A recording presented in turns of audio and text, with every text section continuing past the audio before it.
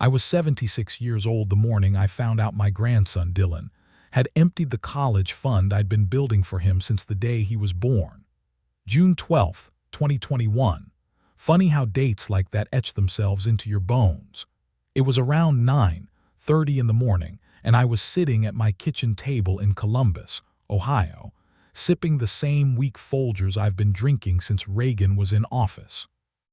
The light was coming through the blinds just right, those skinny lines across the table like prison bars, and maybe that was fitting, considering what I was about to see. You're probably thinking I must have noticed something sooner. Hell, I thought the same. But when you love someone, especially your own blood, you don't check every little thing, not when you've been told, "Grandpa, don't worry, I'll help you manage it online. It's easier for you that way." That was what he said to me back in February, smiling that easy smile of his, the one he used to have as a boy when he'd sit on my lap and watch Buckeyes games. But that morning, something in me, an itch, or maybe God himself, told me to log into the account. It wasn't easy. I had to find the little notebook where I write all my passwords, the one with the corny bald eagle on the front. My hands shook like they always do now, and it took me 3 tries to type it right. When the screen finally loaded, I thought it must have been a glitch. The balance said $84.27. I blinked, refreshed the page, tried again. $84.27. Jesus, I whispered, grabbing the table edge. My coffee spilled a little, pooling around the base of the mug. It felt like the air got sucked out of the room. $84. I'd started that fund in 2003. Every Christmas, every birthday, every tax refund, I put a little in. Sometimes $20, sometimes $1,000. Because when you grow up the way I did, poor, Ohio Steel Town poor, you dream about giving your grandkids something better. You dream about breaking the cycle. I clicked the transaction history. That's when my stomach dropped to my shoes.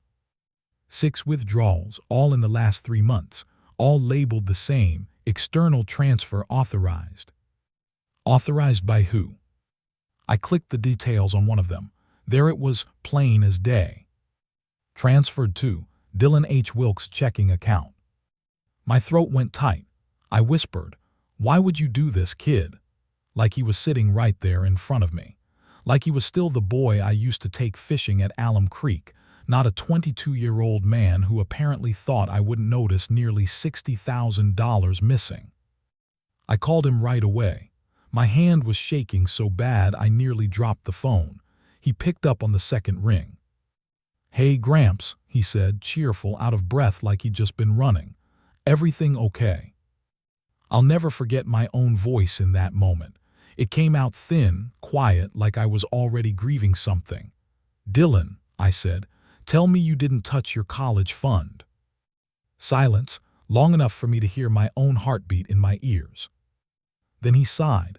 "Gramps, look, I was gonna tell you I needed it. It was just sitting there, and I'll pay you back, I swear." "Needed it for what?" My voice cracked. "That's not important right now." "Not important." I stood up so fast my chair scraped the tile. "That was for your future, boy. You knew what I saved that for." "I'm not a kid anymore, Grandpa," he snapped. "It's my life, and honestly, I thought you'd understand." Understand? I couldn't speak for a moment, because that was the second I realized something had changed in him, something that had been changing while I wasn't paying close enough attention. Finally I managed, "You stole from me." "No," he said quickly. "You told me I could help with the account. You trusted me with the login. That makes it legal." Legal? That word hit me harder than the theft itself. "You knew exactly what you were doing," I said quietly.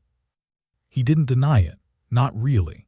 He just muttered something about having to figure stuff out and then said, "I gotta go," before the line went dead. I stood in my kitchen, staring at that damn phone like it had betrayed me too. My hands were shaking, my chest tight. I'm not ashamed to tell you I cried. Not loud sobs, just that quiet kind of crying that leaks out when your heart cracks in half. But here's the thing. While I stood there, wiping my face with an old dish towel, something else settled into me too. Something cold, something steady, something I hadn't felt since my days at the Ford plant when a foreman tried to cheat me out of my overtime back in '79. I don't know what you'd call it, resolve, anger, maybe just survival, but it clamped down hard. If Dylan wanted to play this like it was legal, like he could outsmart a 76-year-old man he assumed was slipping mentally, well, he had another thing coming. Because I might be old, I might be slow on my feet and forget where I put my glasses, but I wasn't done, not by a long stretch. And I wasn't about to let my own grandson get away with robbing me blind. You know, before all this happened, before lawyers, courtrooms, and nights lying awake staring at the ceiling fan, I would have told you Dylan was the one who kept me young. Funny how life shifts under your feet like loose gravel. But if I'm going to tell you the truth of things, you need to know what he meant to me before the crack formed. Back when he was born, May 8, 1999, Riverside Hospital in Columbus, I remember holding him, this little 8-pound squirming thing with a full head of blonde hair, and thinking, well, my life finally counted for something. My wife, Linda, she cried harder than the baby. She always said being a grandmother softened her in ways she didn't expect. I guess it softened me too. I was 54 then, still working nights at the Ford assembly plant over on the east side. Every Christmas I'd slip $100 into the fund. Every birthday another 50. Some years were leaner. God knows after Linda died in 2012, I didn't add much, but I never once touched the thing.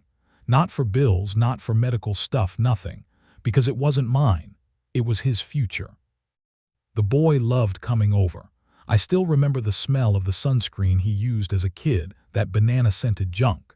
He'd track it across my truck seats, leave sticky fingerprints everywhere, and I didn't mind one bit.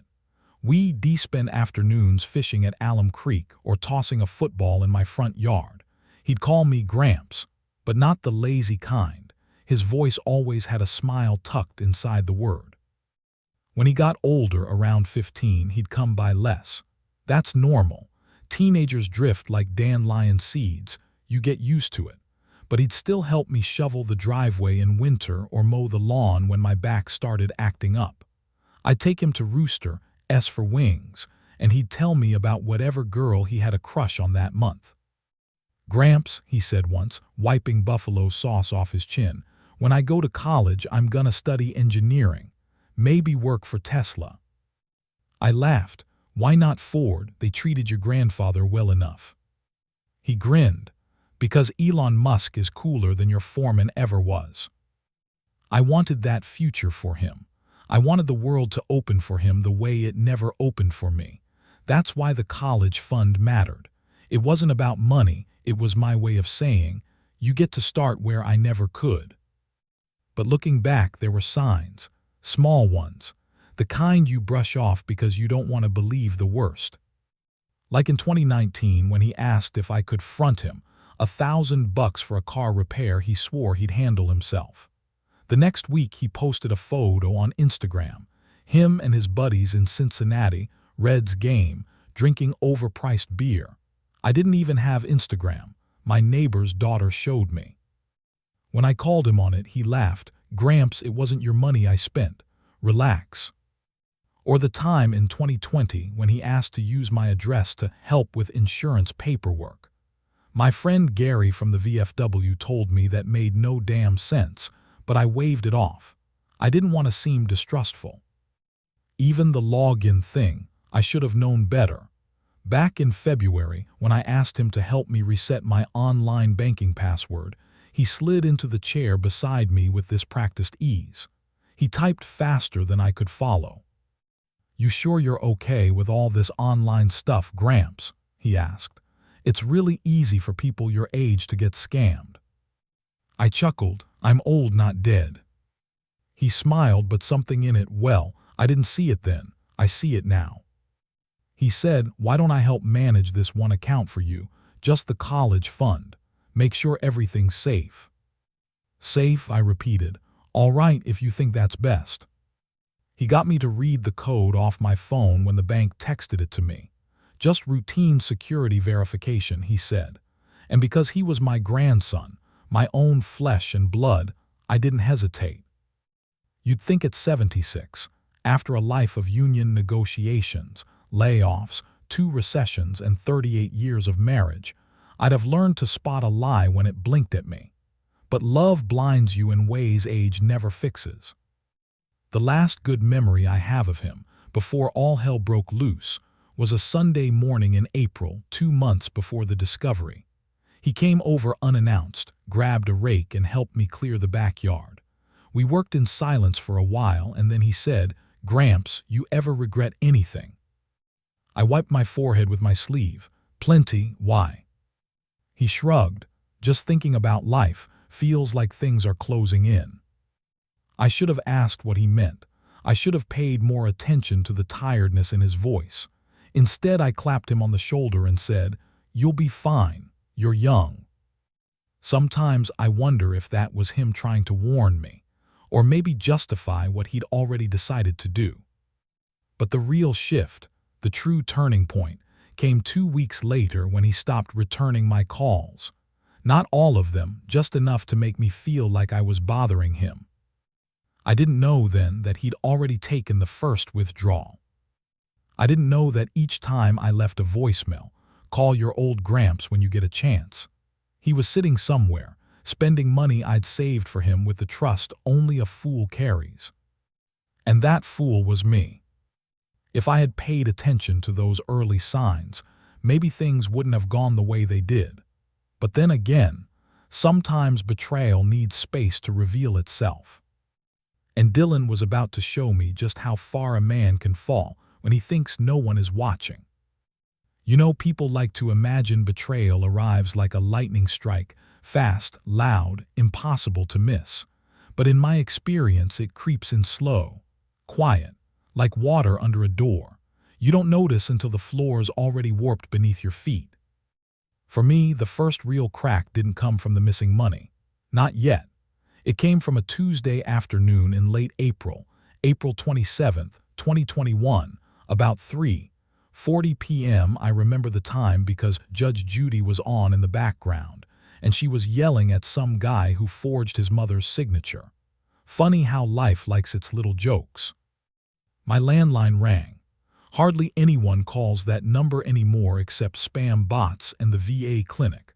I picked it up, expecting some automated voice telling me my car warranty was expiring again. Instead, it was someone from Midland Credit Solutions, asking for a Mr. Dylan Wilkes. I said, "He doesn't live here. He's my grandson. What do you need with him?"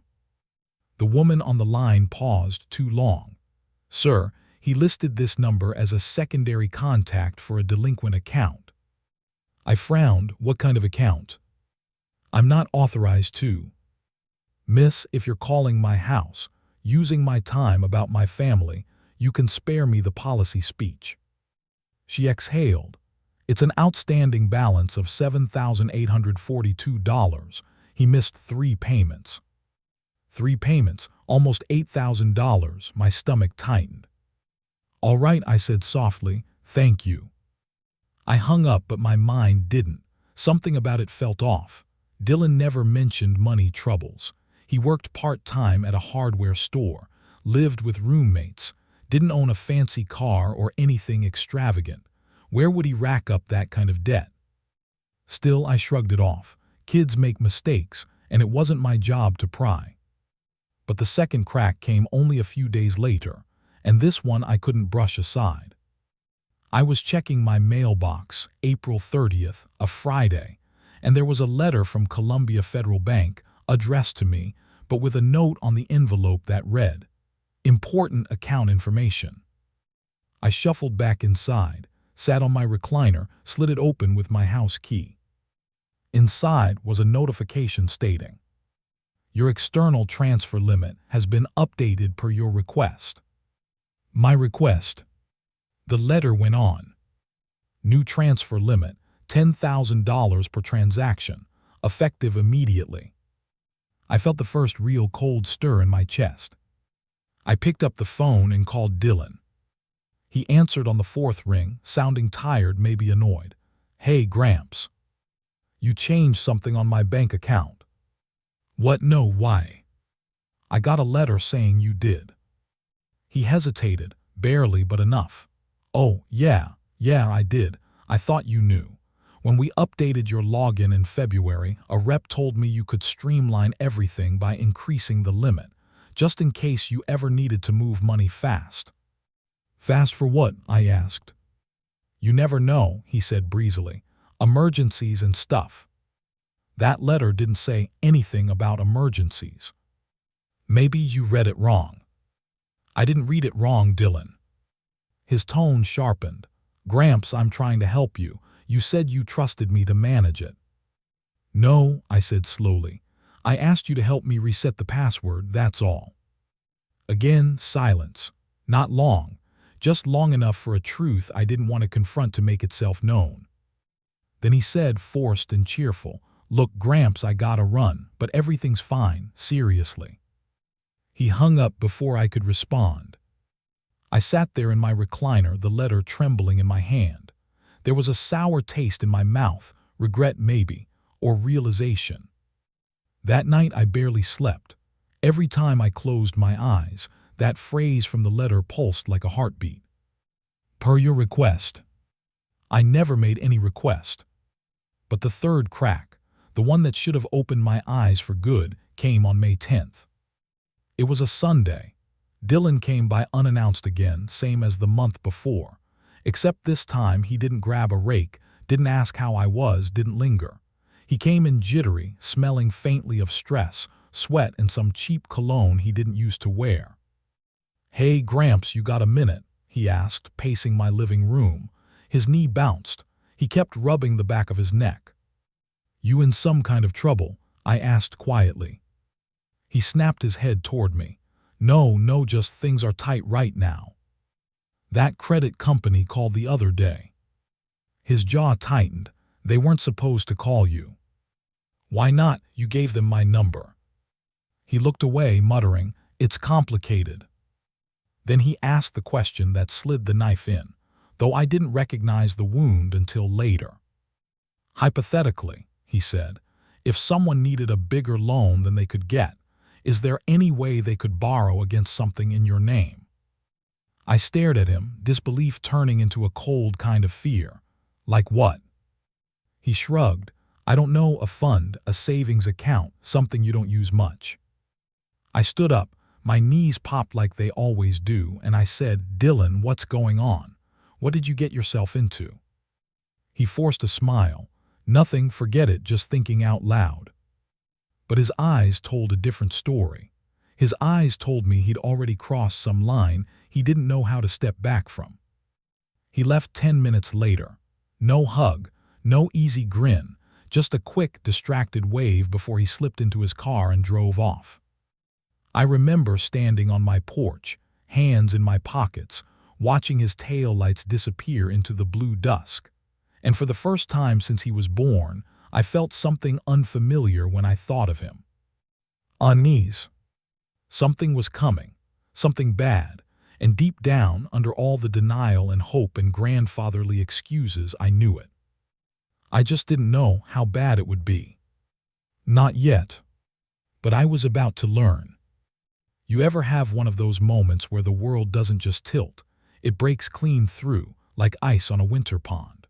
For me, that moment came on June 12, 2021, at 9:32 a.m., when I logged into that college fund account and saw the number $84.27 staring back at me like a dying heartbeat.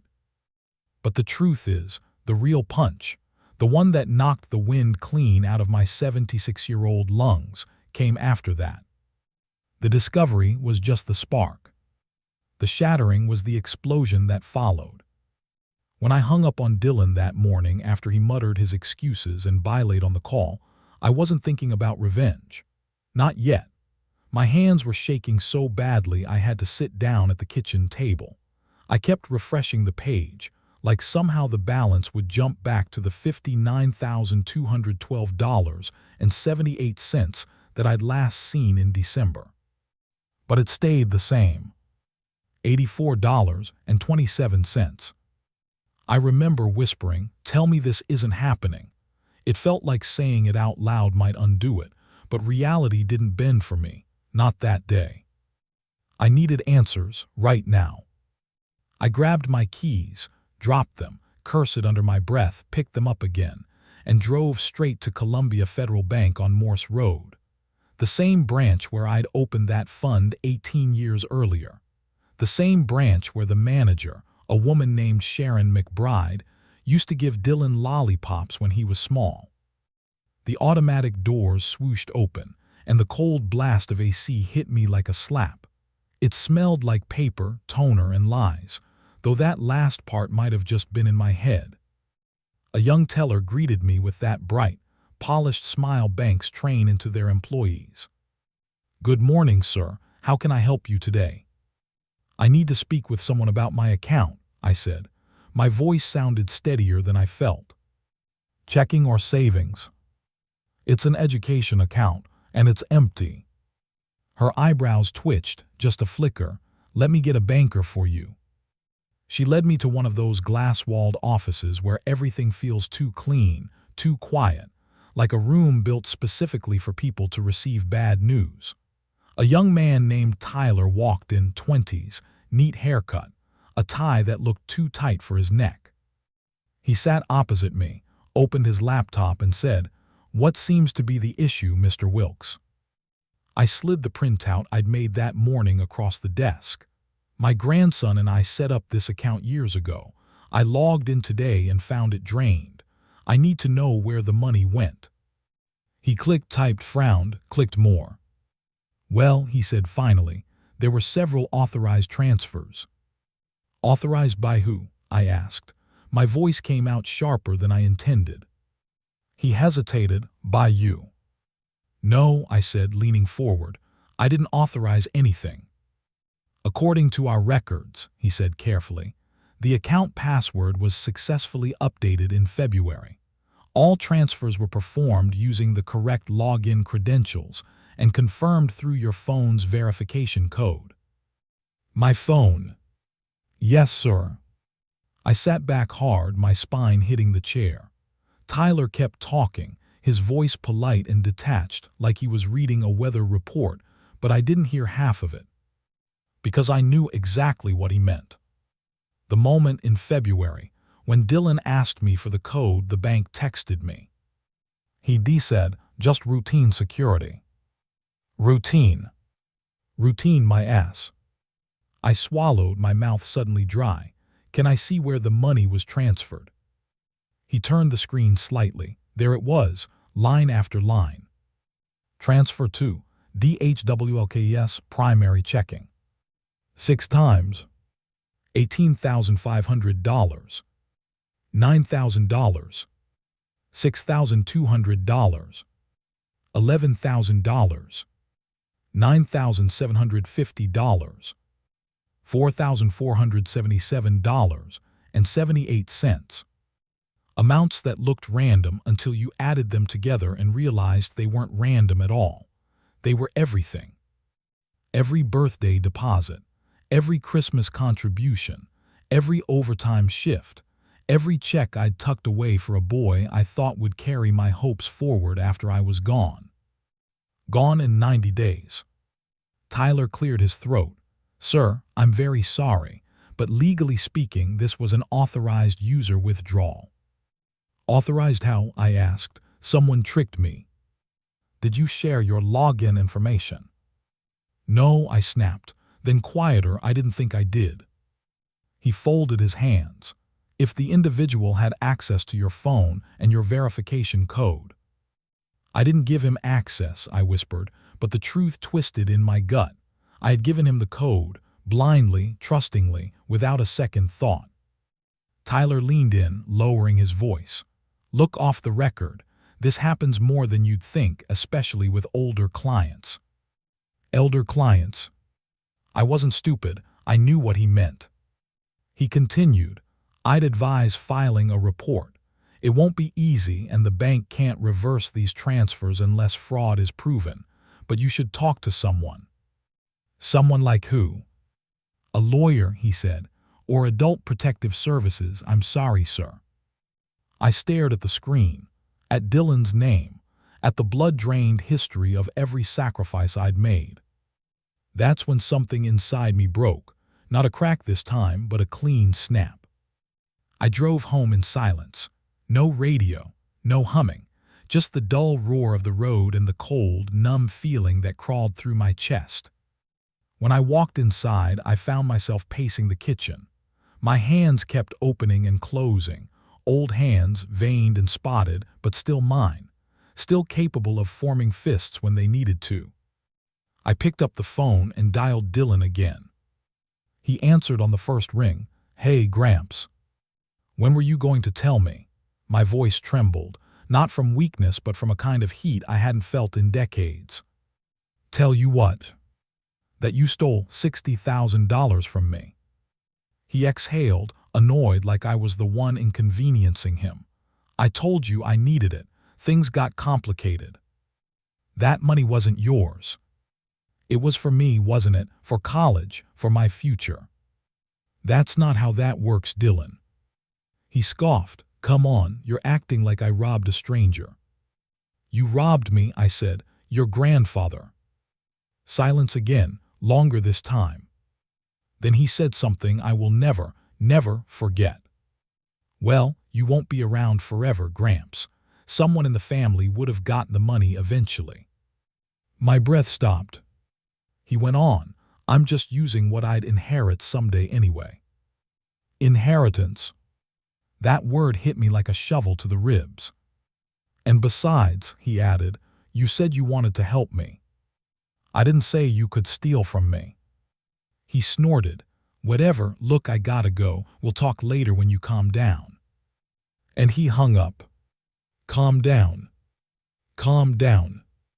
I held the phone to my ear long after the line went dead.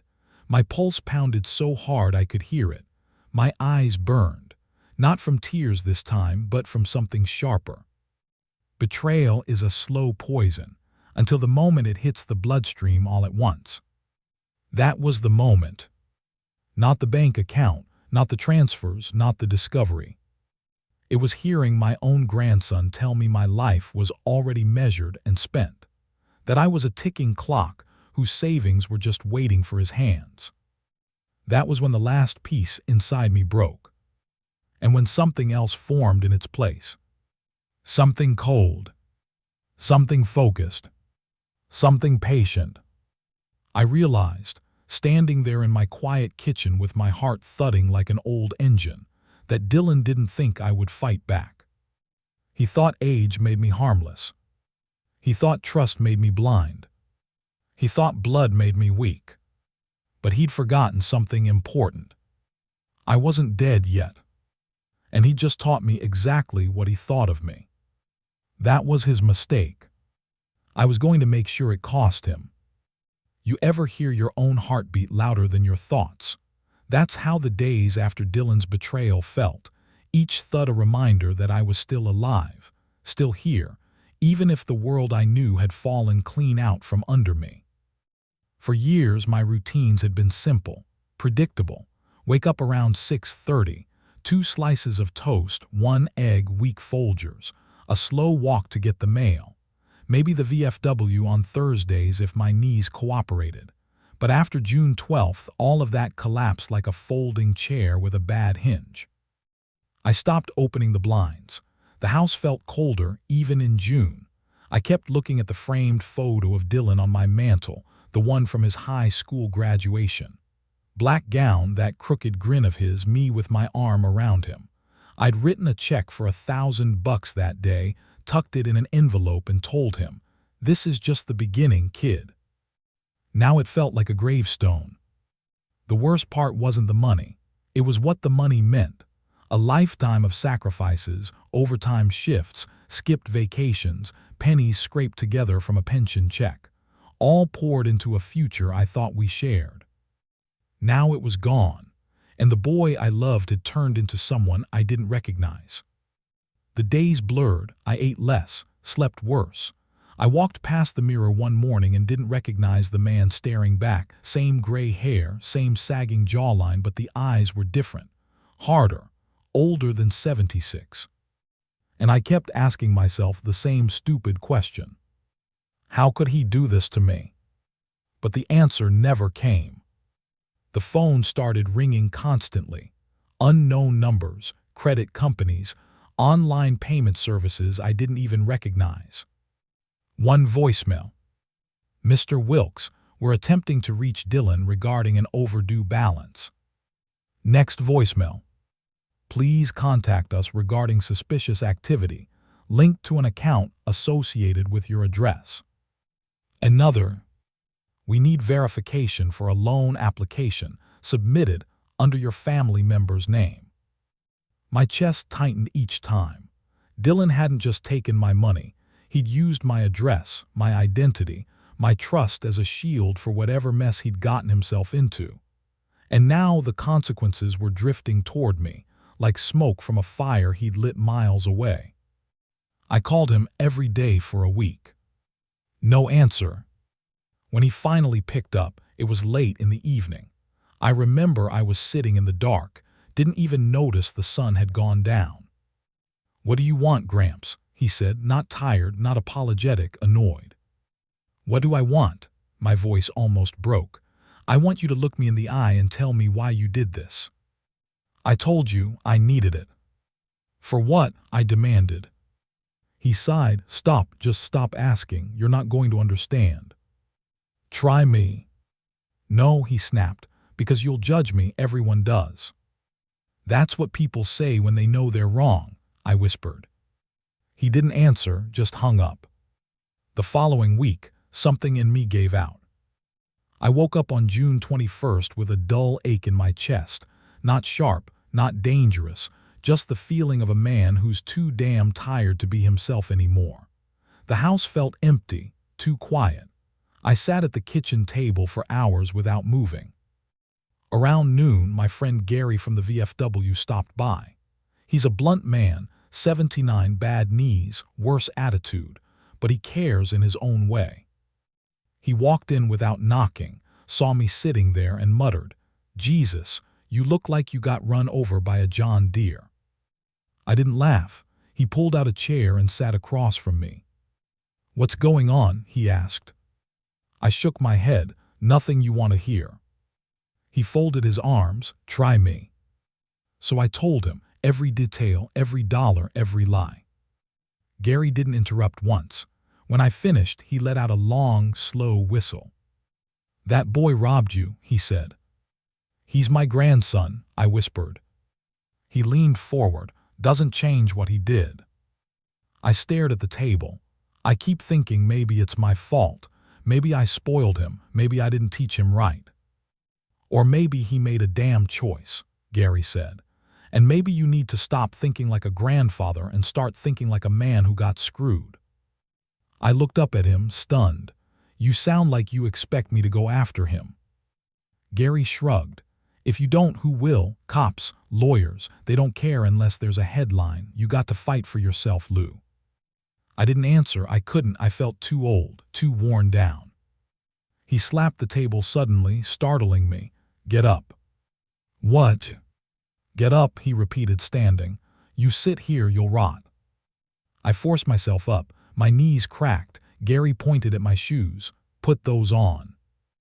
I didn't know what he had in mind, but I followed him outside. The warm summer air hit me like a blanket I hadn't realized I needed. We didn't walk far, just down to the curb, but it got my lungs moving again. "There," Gary said. "You're still breathing, so do something with it." That night I sat in my recliner, staring at the ceiling, Gary's words replaying again and again. "Stop thinking like a grandfather. Start thinking like a man who got screwed." It wasn't easy. There's a part of you when you're old that resists change, resists conflict, resists acknowledging you don't have as much time left as you wish. But there's another part too. A deeper part. A part forged in the years before softness took over. When I worked 12-hour shifts at the Ford plant. When I fought for my pension during the 1983 strike.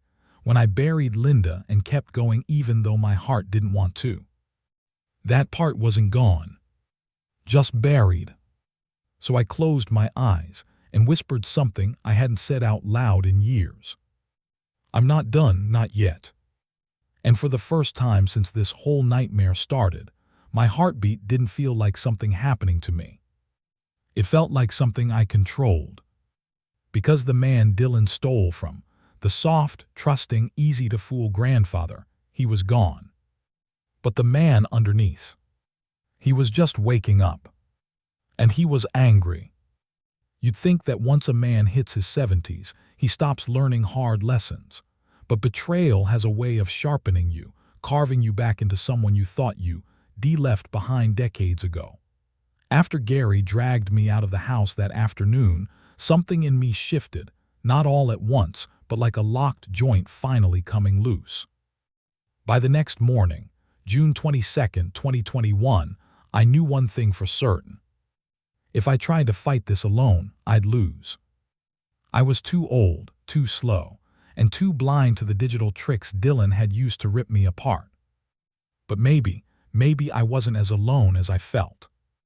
The first person who came to mind was someone I hadn't spoken to in a couple years, Rosa Martinez, a night shift nurse at Riverside Home Care who used to check in on Linda during her final months. Rosa was tough in the way only nurses know how to be. Kind eyes, sharper instincts, a voice that could comfort you or cut straight to the truth depending on which you needed. I found her number in an old spiral notebook stuffed in my kitchen drawer. I hesitated before dialing. I hated dragging anyone into my business. But when she picked up and said, "Lou, is everything all right?" in that warm, steady voice, something inside me cracked open. "Rosa," I said quietly, I need help." She didn't ask me to repeat myself, didn't brush me off or tell me she was busy. She just said, "Where are you? I can be there in 15. And she was. When she walked into my kitchen, she didn't comment on the unopened mail stacked on the counter or the blinds still drawn at noon. She sat down across from me, folded her hands and said, "Tell me what they did to you." So I told her, the whole rotten story, Dylan's withdrawals, the phone verification trick, the bank, the credit collectors, the way he spoke to me like I was already half gone. When I finished, Rosa didn't gasp or shake her head or offer some empty Hallmark sympathy. She narrowed her eyes, leaned back and said, "So he exploited you." "I don't want to use that word," I murmured. "You don't have to want it," she said. "It's still true."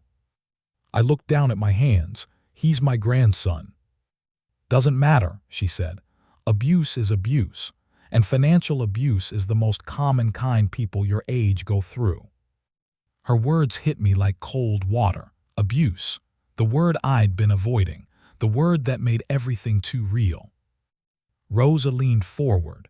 "Lou, you need someone who knows how this works. Someone who can guide you through all this mess." I sighed. "Who? A lawyer? I can barely afford a plumber these days."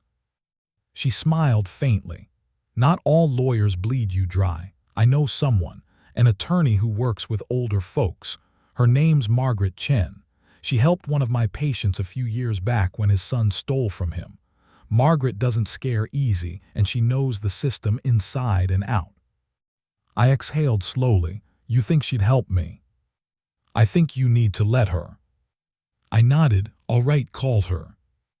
"Already did," she said, lifting her phone. "She can meet us tomorrow morning at her office on High Street."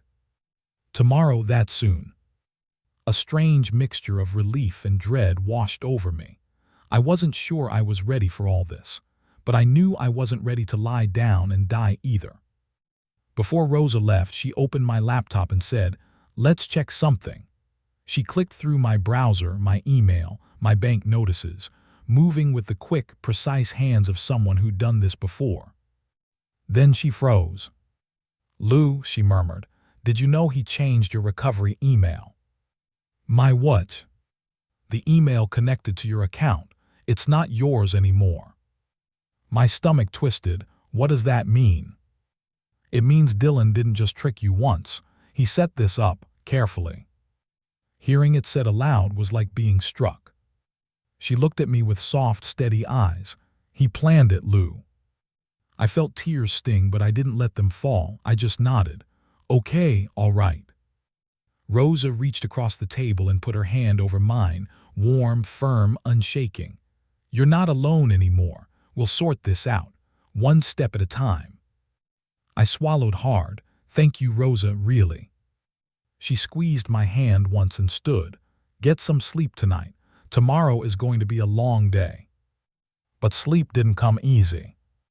Around 1:00 a.m., I found myself sitting in my recliner in the dark, staring at the blue glow of the modem, listening to the hum of the refrigerator. Every sound felt louder, every memory sharper. At 1:22 a.m., I picked up my old flip phone and scrolled to Dylan's contact. I didn't call him. I just stared at his name. My grandson, the boy who once asked me how engines worked, who used to fall asleep on my couch during Saturday baseball games, who cried on my shoulder when his dog died at age 11. How did we get here? Around 2:00 a.m., something clicked inside me, not soft, not sentimental, hard, clean. A decision made by a man who'd been cornered but wasn't ready to lie down. I whispered it aloud, just to hear the truth of it. I'm going to fight. Not out of vengeance. Not even for the money. But because somewhere between February and June, Dylan forgot who I was. And tomorrow, with Rosa by my side, I was going to begin reminding him. When the dawn finally came, June 23rd, pale and gray, I felt a steadiness I hadn't felt in years. I put on clean jeans, my good flannel, the Timex watch Linda bought me in '95. I combed my hair. I shaved. Because today wasn't about grief. Today was about gathering. Gathering strength. Gathering allies. Gathering the pieces of the man I used to be. And for the first time since this nightmare began, I didn't feel weak. I felt ready. The morning was still young when I drove to Margaret Chen's office, a small, unassuming building tucked between a dry cleaner and a diner on High Street. The sign was old, the letters worn from too many Ohio winters, but the office inside had the smell of confidence, clean walls, polished wood, a neatly organized desk with a chair that creaked when you sat in it. Rosa was already there when I arrived, sitting in the waiting area with a coffee in her hands. She looked up as I stepped inside, offering me a quick nod, and I felt something stir in me, something I hadn't felt in weeks. Hoping. Good morning, Rosa said, standing to greet me. Ready for this? As ready as I'll ever be, I muttered, my voice rough. I felt like I was about to walk into a courtroom, even though I knew I was. This was just a consultation, a first step. But it felt bigger than that. It felt like I was about to take back control of something I'd let slip away for too long. Margaret Chen appeared a moment later, her footsteps sharp against the floor as she approached us. She had dark hair, a quick smile, and a demeanor that said she wasn't afraid to go to battle for her clients. I liked her instantly. Mr. Wilkes, she asked, extending a hand. Lou, right? That's me, I said, shaking her hand firmly. We'll get this sorted, Margaret said, motioning toward the chairs. Rosa filled me in on the basics, but I want to hear it from you. Start from the beginning. I took a deep breath, my heart thudding in my chest. For the first time in weeks, I didn't feel like the old man who was always left behind. I wasn't just some confused senior in over his head. I was in the fight. So I told Margaret everything. Everything Dylan had done.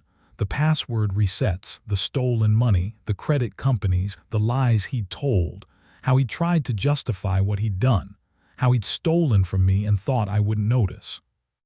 Margaret didn't interrupt once. She just listened, like she'd heard this before, like she understood exactly how this all played out. When I finished, she leaned back in her chair, folding her arms. Okay, Lou, here's what we're going to do. She glanced at Rosa, who nodded. Then Margaret turned back to me. First, we're going to file a formal report with Adult Protective Services. It sounds like Dylan not only stole from you, but also manipulated you into giving him access to your accounts. Adult Protective Services, I repeated, feeling a weight settle in my chest. I'd heard of them, of course, but it never occurred to me they'd be involved. They specialize in cases like yours, Margaret explained. Financial abuse of seniors is more common than people realize, and right now, they'll be the ones to help us connect the dots. Whether it's criminal or civil, we'll get there. I sat back in my chair, my fingers drumming on the armrest. And what about Dylan? What can I do to make him pay for this? Margaret raised an eyebrow. Legally speaking, there are options, but if you want to hit him where it counts, we'll need evidence. You said he changed your recovery email and transferred the money, right? I nodded. We'll need to get those records, she said. I'll contact Columbia Federal Bank and request a full audit of the account. We'll go through every transfer and withdrawal, trace them, and use that as proof of manipulation. I could feel the anger in me building again. The kind of anger that doesn't burn out, but simmers and gets colder until it becomes a driving force. Can't you just call the cops? I asked. Margaret shook her head. Unfortunately, the police don't usually get involved in financial disputes unless fraud is directly tied to a crime, like identity theft or credit card fraud. What we can do is go after the money in a different way. We'll look at the possibility of restitution. Restitution? Yeah, Margaret said. It's a civil matter, but we can file for restitution in the form of a lawsuit.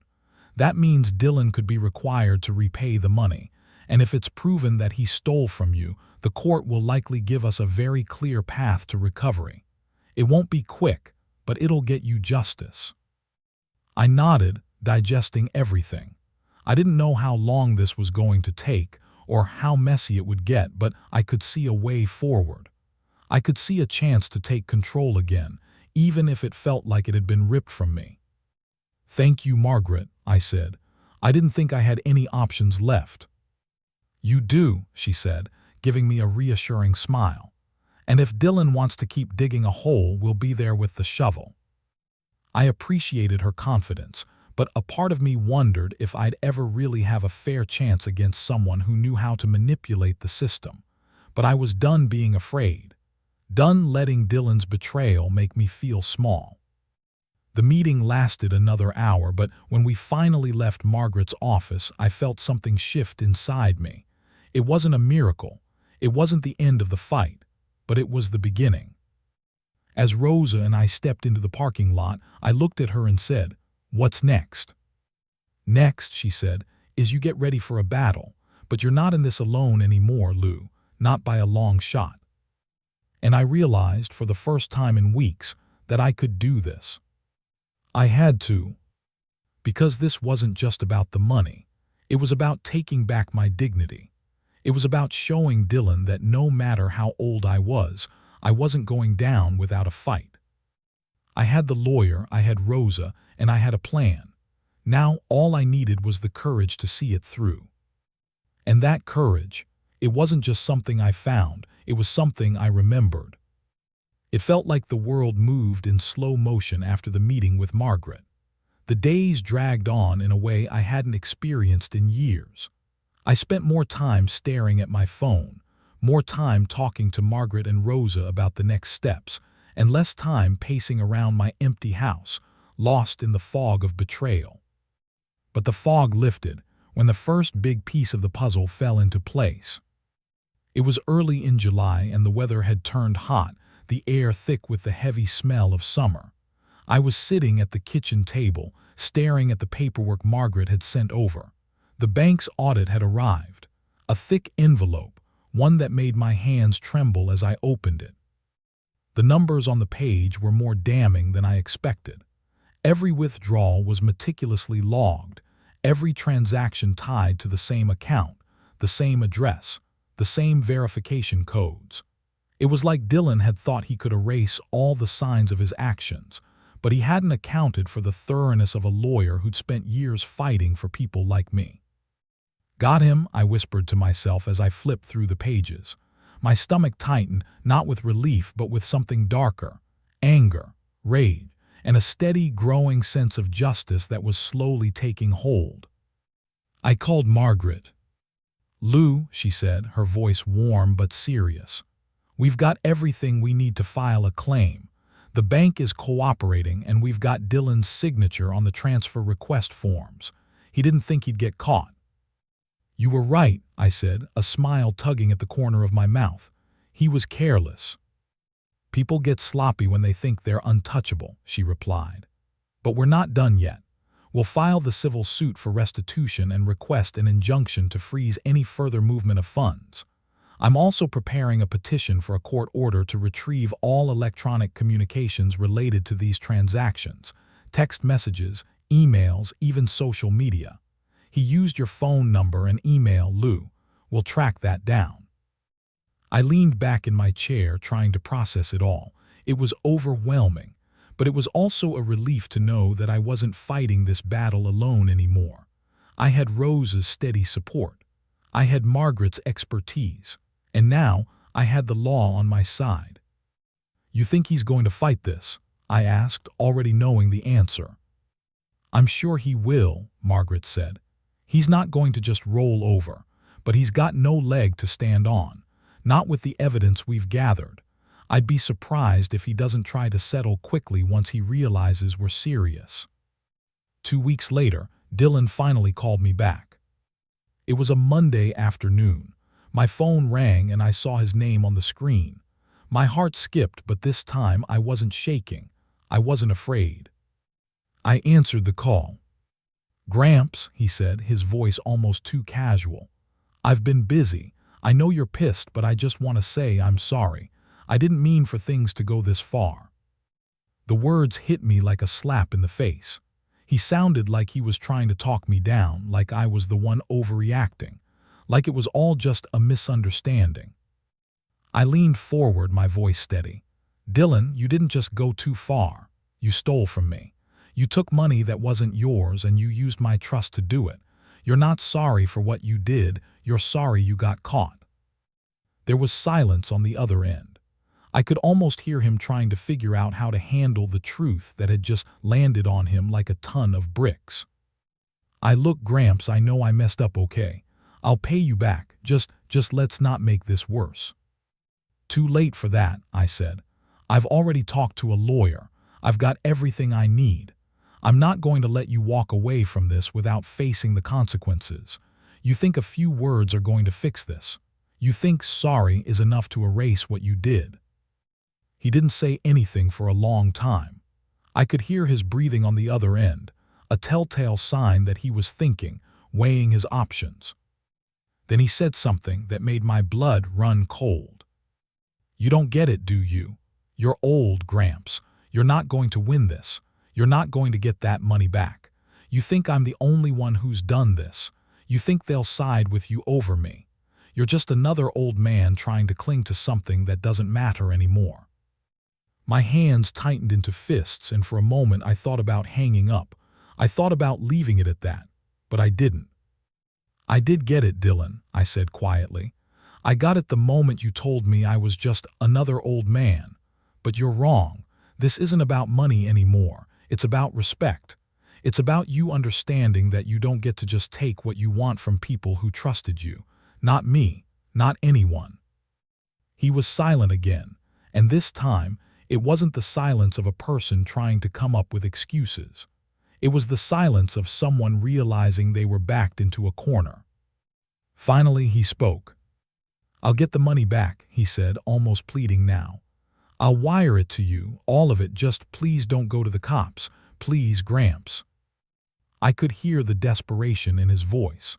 It was the same desperation I'd felt when I first realized what he had done, and in that moment I understood something. This was more than a fight for money. This was about showing him that trust wasn't a currency you could steal. That family wasn't a thing you could rob just because you thought it was yours. "I'm already past the point of trusting you, Dylan," I said softly. "You've made your choice, and now I'm going to make mine." I hung up before he could say anything else. The next morning, I received a wire transfer. Not the full amount yet, but enough to let me know Dylan was trying to make good on his promise. I didn't know if I'd ever see the full amount, but that wasn't the point anymore. The point was that I had fought back. I had stood up and taken control of my life again. And Dylan, well, he'd learned that the hard way. He didn't get to steal my future. I did. And maybe that was all I needed to know. It's funny how things start to feel different once you take control. Like when you're sitting behind the wheel of a car you thought you'd lost, or when you take that first deep breath after weeks of holding it in. The world doesn't change overnight, but the way you see it does. When Dylan wired me the first chunk of money, I didn't feel like I had won. I didn't even feel relief. What I felt was something sharper, more real. A small victory maybe, but it didn't undo the hurt, the betrayal, the way everything shifted between us. Still, it felt good to know I wasn't just going to let him walk away with no consequences. That was the moment I realized I hadn't just been fighting for money.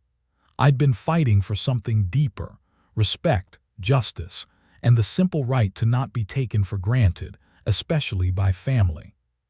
But I knew Dylan wouldn't give up that easily.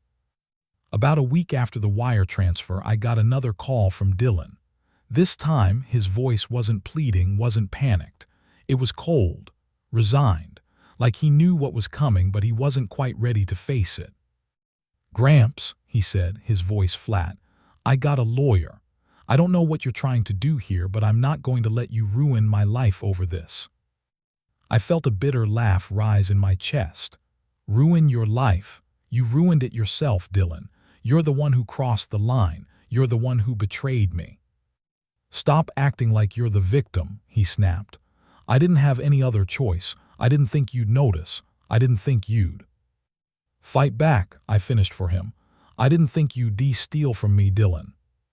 There was a long pause on the other end, the kind where you can feel the other person searching for something to say, something that'll save them from the truth they've already dug themselves into. But nothing came. "You think this is about money," I said. "You think paying me back is going to fix what you've done. You can't take back the trust you shattered. You can't just erase how you've made me feel. And you know what? I don't want your apology. I want you to face what you did." Dylan didn't reply right away. When he did, his voice was quieter, almost distant. "What happens now?" I knew the answer. I had known it the moment he took that money. "We go to court," I said, my voice steady. "You're going to have to answer for this, Dylan. I don't care what your lawyer says. I don't care how many times you tell me I'm just an old man who doesn't understand. The truth is, you crossed a line, and now you'll pay for it." The phone went silent for a long moment, and when he spoke again, it was softer. "I didn't mean to hurt you." "Maybe you didn't," I said, "but you did anyway." And with that, I hung up. The next few weeks passed in a haze of meetings, paperwork, and phone calls. Margaret continued to work tirelessly, gathering evidence, reaching out to witnesses, and preparing for the inevitable court battle. It wasn't fast. It wasn't easy. But with every passing day, I felt myself getting stronger, more confident that this would be resolved on my terms. I began to realize that the battle was about more than just the money Dylan took. It was about reclaiming my dignity, proving to myself that I could still stand tall, that I could still make my own decisions. And maybe, just maybe, it was about teaching Dylan a lesson he'd never forget. The court date finally came, a chilly morning in October when the sun barely managed to break through the clouds. I walked into the courthouse with Rosa by my side. I could feel the weight of it all, the weight of years of hard work, sacrifice, and a love that had been betrayed. But I also felt something else, a quiet sense of resolve. I had prepared for this moment. I had made sure I wouldn't be caught off guard again. Margaret was already there, her sharp eyes scanning the room as she briefed me on what to expect.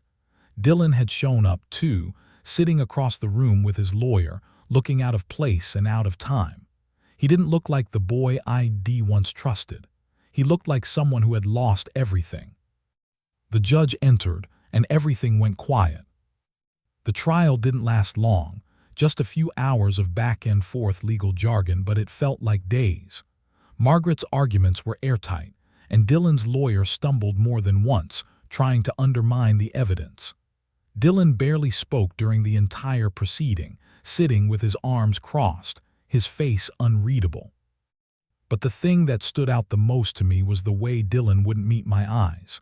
For the first time, I realized something. He wasn't the young, confident person who thought he could get away with anything. He was scared. He was vulnerable. And deep down, I knew that his apology, however hollow it had sounded, was the truth in disguise. The judge ruled in my favor. The court awarded me full restitution, every dollar Dylan had taken, plus legal fees and interest. It wasn't about the money anymore, but damn if it didn't feel good to get it all back. When the court adjourned, I stood up slowly, feeling the weight of the moment settle over me. I wasn't just walking out with money, I was walking out with something far more valuable. My power, my sense of justice, my dignity. I didn't speak to Dylan again after that day. He didn't call, he didn't write, and honestly, I didn't expect him to. I'd done what I needed to do, and now we were both left with the consequences.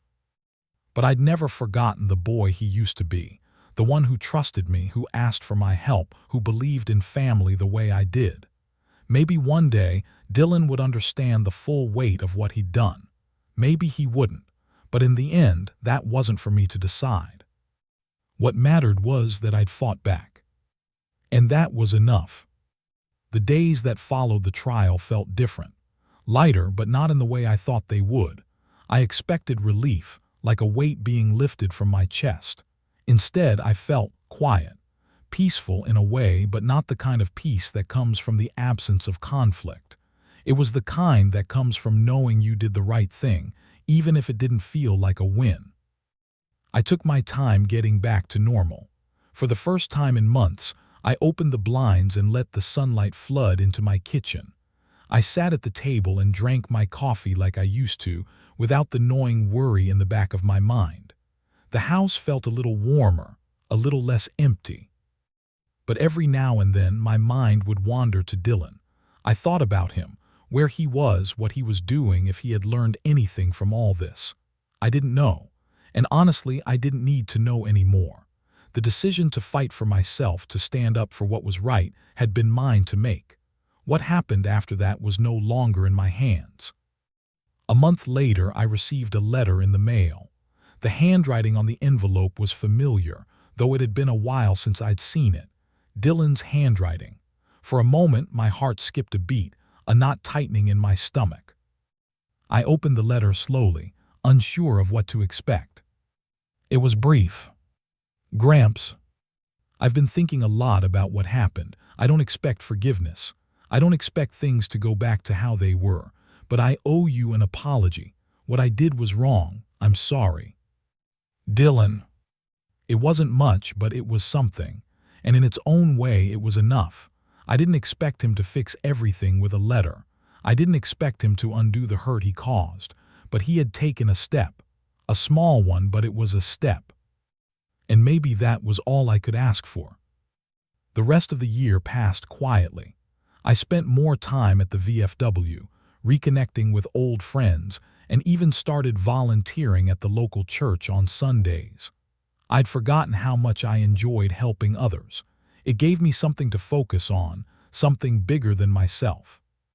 I also spent more time with Rosa. She'd become more than just a friend. She was someone I could count on, someone who had been there when I needed it most. We took to having lunch every few weeks, just talking about life, about the past, about everything and nothing. It was the kind of companionship I hadn't realized I'd been missing. She didn't judge me for my mistakes, for the mess that had unfolded. She just listened. And sometimes that's all a person really needs. As for Dylan, he never reached out again. The restitution came through, as the court had ordered, and that was the last I heard of him. He'd gotten off easy. He hadn't faced any criminal charges, but he had paid the price in other ways. The betrayal would always hang between us, but I had to admit to myself that he was still my grandson, and part of me still hoped he'd find a way to turn things around. I didn't know if he would. I didn't know if I'd ever be able to trust him again. But I knew one thing for sure. I wasn't the same man I had been when he first took that money. I wasn't weak. I wasn't powerless. I was still Lou Wilkes, a man who fought back, who stood up for what he believed in, who refused to be taken for granted. And in the end, that was all that mattered.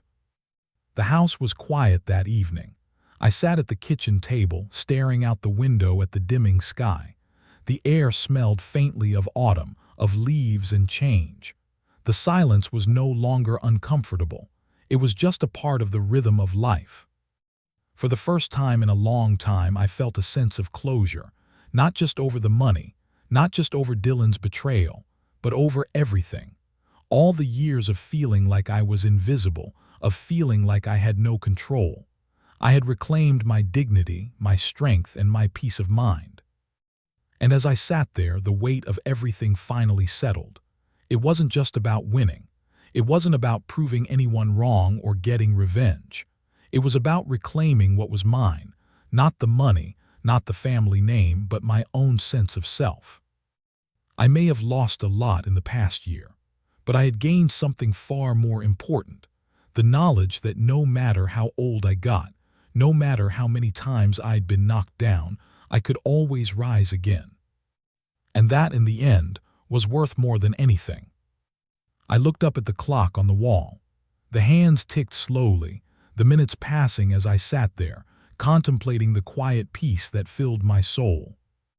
And in that moment, I realized that I had finally found the closure I needed, not in the form of an apology, not in a courtroom victory, but in the simple, powerful act of standing tall. It was enough. And with that, I turned off the light, got up from the table, and walked to my bedroom. I didn't look back. Because I had already won.